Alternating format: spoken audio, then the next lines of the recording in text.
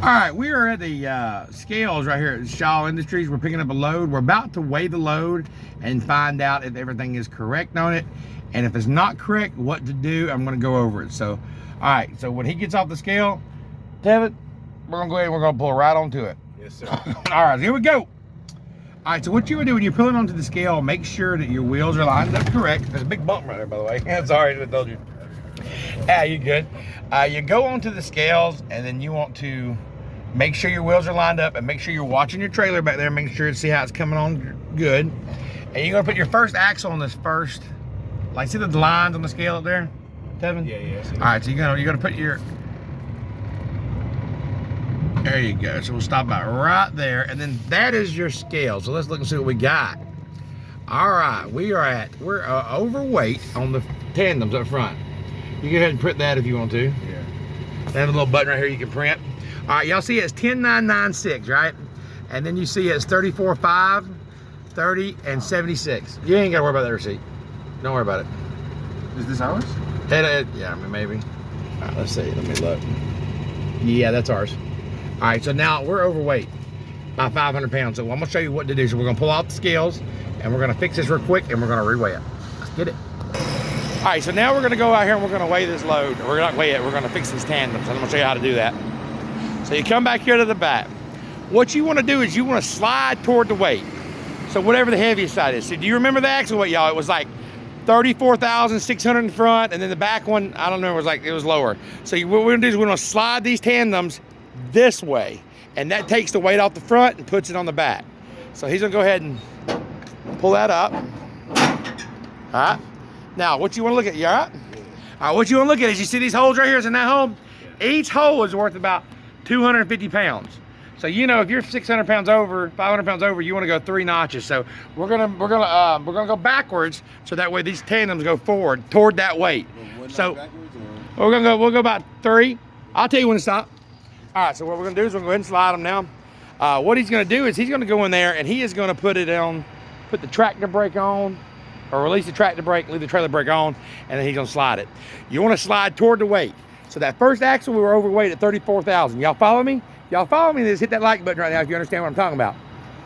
You slide the tandems toward the weight.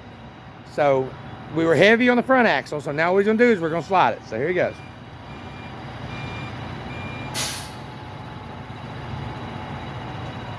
Come on back. By going backwards, it means the tandems are going forward, it's going toward the weight.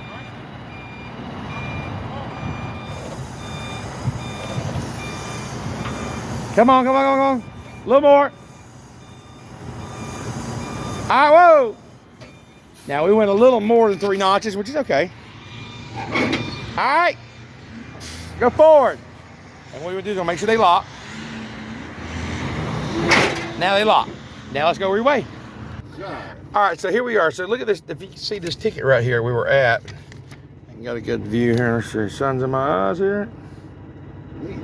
Come on. All right, there we go. All right, you see, this one says 34,260. This might not have been our ticket, but it might have been. But anyway, 34,260. If it was just 260, he would just have to slide it 1 hole, and that would have put the 260 pounds on that 28.2. You see what I'm saying? That would have went up a little more, and the other one down. We slided a few more than that, so let's go up here and let's see what happens. I think that was somebody else's ticket, but same principle there.